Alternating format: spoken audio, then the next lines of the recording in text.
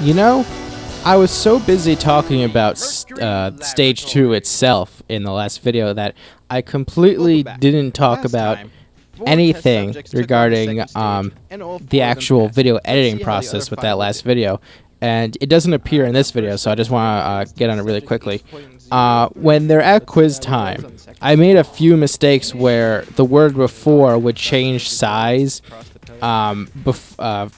after they gave their answer, so it was smaller. That was a complete oversight on my part, something that I did not catch until after I had uploaded onto the internet. And unless there's some sort of like huge technical problem, I don't touch the things after they've gone up online. Usually, I just saw it there too. There's a few things in this video too. There's subtle changes involving shadows and stuff, but yeah, no, that was a huge mistake on my part. Yeah, there's weird things with the editing in these videos. And oh, he's short. Now, yeah, since oh yeah, that was a funny moment. The miss and then the getting back. That was yeah, I like that. With the since I didn't have like an actual penalty spot like the last clock. Oh, it's that guy. That guy's a jerk. It's me.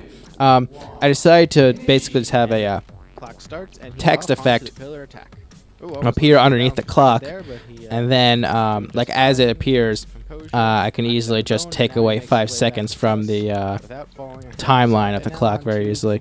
But when someone gets a actual question wrong, the text in both the penalty and the text of the question disappear at the exact same time, just because of how Cyberlinks works. You can only have one text file. It's a little annoying. As for my run here, I did not feel good about the first run for the Executioner, so I decided to do it again. I was nervous. I'm always nervous when I run my courses, especially on camera. And but I love this obstacle so much, so enjoyed. And oh yeah, there's an arrow on that paper to let you know where you're supposed to go. I don't know why I'm always nervous. I mean, that was a good jump. I don't know why I did that. Like, you look at it, it doesn't even look like a good dive, seeing how I fell afterwards. Oh wow, yeah. It's looking at the video now, it's always interesting to see what people are doing in the background when it's not their turn. They can do some pretty interesting things. But I think with this, I think one of the problems with I've always had with Mercury Laboratories, and there's about to be an example. Oh, before I get to that, this right here.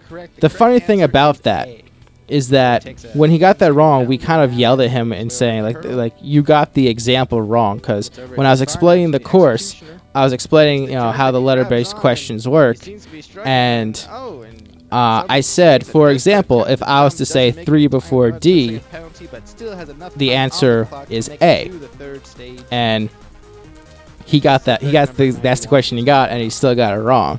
So we gave it a little bit of flack for that. But going on about his attempt at the Executioner, and also looking at test subject number 8's attempt at the Executioner, I think one of the biggest problems with Mercury Laboratories, at least with the penalty system involved, is that it's really ambiguous about when you're allowed to continue after getting a penalty and move on to the next obstacle, or if you have to restart. Because in the case of test 8 and test 92, they both fail really sort of similar. And yeah, that was just a mental lapse on her. We told her, we told her that she took 2 penalties for that, but like she flat out misses. But meanwhile, 92 just misses on the transfer, but kind of like grabs it enough, and he was allowed to continue, but she didn't. Although you know, it's like there were some circumstances with her, like has been mentioned before, she was not feeling well, so she just kind of, you know, gave up at the end. I don't blame her. She was not feeling well.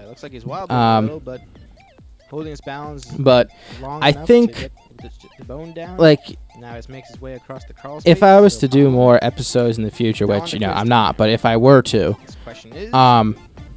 I would like to, I think I would have made it so that regardless of where you are, if you fail an obstacle, you have to start over from the beginning, and you get a penalty, which would actually add to the difficulty a lot. I think that's something that I would do.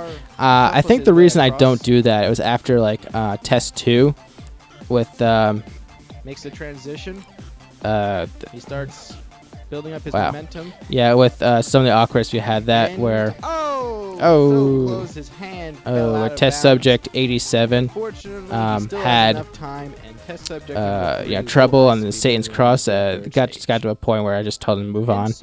And I don't think that, and I think that's what I was trying to avoid, was the idea of someone getting stuck on an obstacle. But if this was something I would do seriously in the future, I think that's what I would do. It's